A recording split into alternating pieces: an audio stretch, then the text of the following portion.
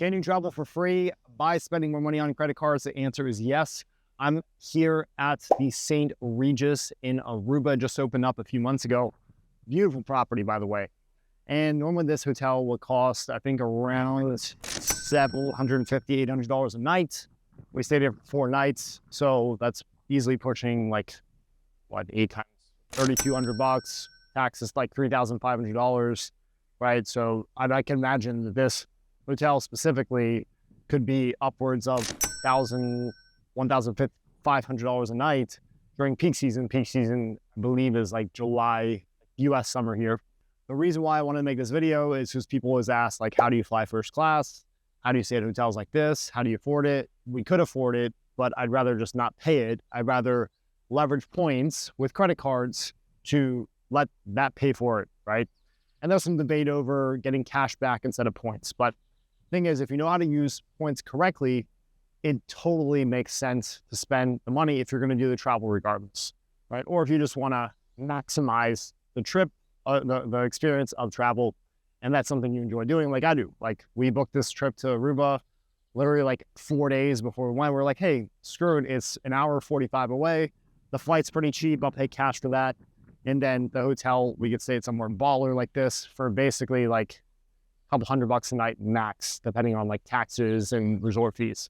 So how do you do this? Well, first you need some reason to spend money. Do you want to just sign up for credit cards and spend frivolously to hit the sign-up bonus? Probably not. There might be some exceptions to this, but generally, unless you're going to spend the money already, you don't want to just spend it to get points or to get like a sign-up bonus. Like, usually the math does not make sense. So the general idea is you earn credit card points. How do you do this? Well, ideally you're an American. That's the easiest way, because then you can do this with personal credit cards. You can do this with business credit cards. But if you're not American, there are ways to do this.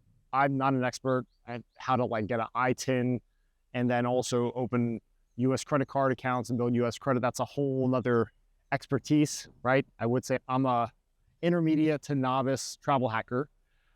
But once you accumulate points, which anyone can do, I know people that are not American that do this too. Once you accumulate points, the real value doesn't come from having the points and then buying stuff in the portal in Amex or Chase or Bank of America or wherever it is, right? Because basically you'll have the option to book this same $800 a night hotel with your American Express points, for example, inside the Amex portal. And it's going to cost you like, I don't know, like 800,000 points or something outrageous, right? Maybe 1 million points.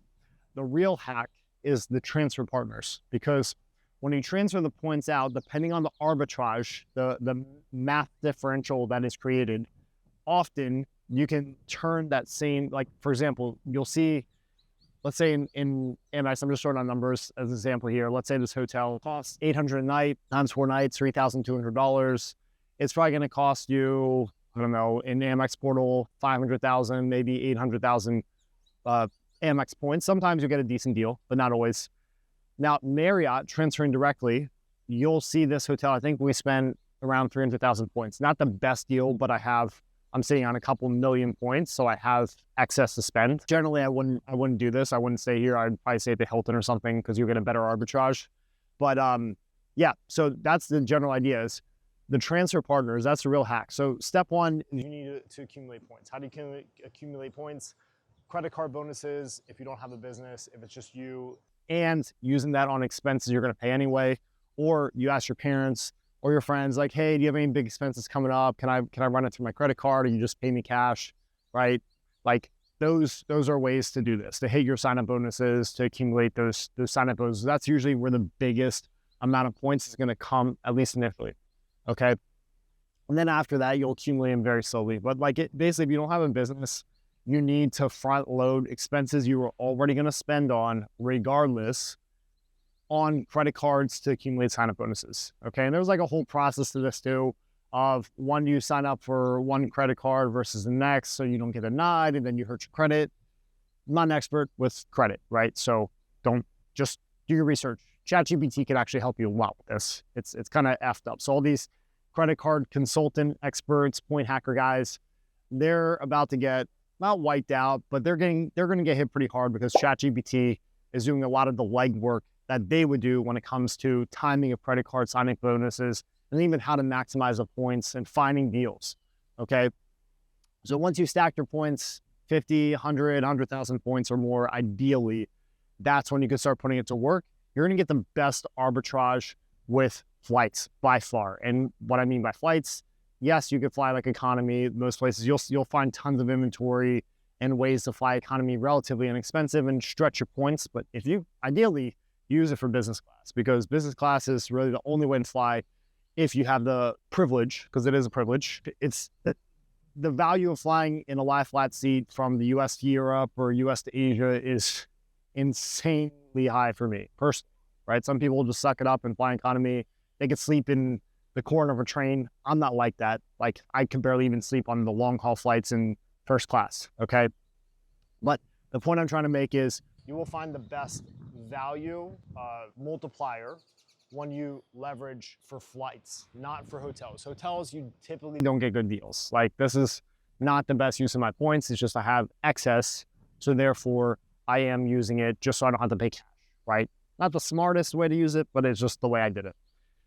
So generally, like, what you're gonna find is with points and transfer partners, like, let's say you find a flight to Dubai. You're flying from the US to Dubai.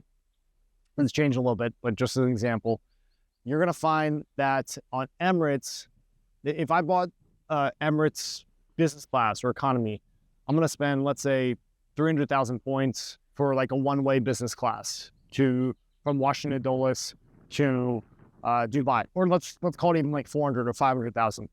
That same flight, if I transfer directly to Emirates, is probably going to be about half. It's going to be 200,000 Amex points transferred to Emirates that I can then use to purchase for 200,000 points, the same flight that is being sold to me if I use the Amex points inside of Amex for 500,000 or 400,000 points. Sometimes even the partner airlines like Qantas is a rewards program, obviously another airline too, and whatever group or agreement they have with Emirates, they get Emirates inventory sometimes for premium, like business first class seats. Well, that same flight might even cost 150,000 Qantas points, which you can transfer your Amex points to Qantas, and then there you go.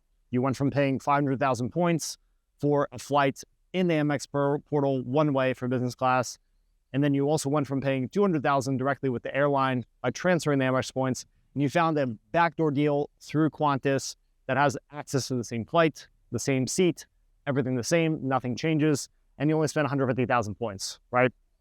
It's like, this is the game. This is how you do it. How do you continue to play the game? Well, you have to have some way of earning points regularly. It is pretty limited if you are just earning via personal credit card, like sign-up bonuses. So the answer is having a business. Like, that's really the ultimate hack. Obviously not just because you have more freedom, flexibility with your time and money, but because you have unlimited earning potential with the fact that you're probably going to have to spend money regardless, right? So that is ultimately how we do it. I put out other videos about how to do this. Just want to shoot this real quick because I'm hanging out here. Aruba is amazing. I'm like, look at this water. There's no waves. I've never seen this in my life. This is amazing. So you should come here and then hopefully use credit card points to come here when you fly. Hope that helps. Let me know if you have any questions.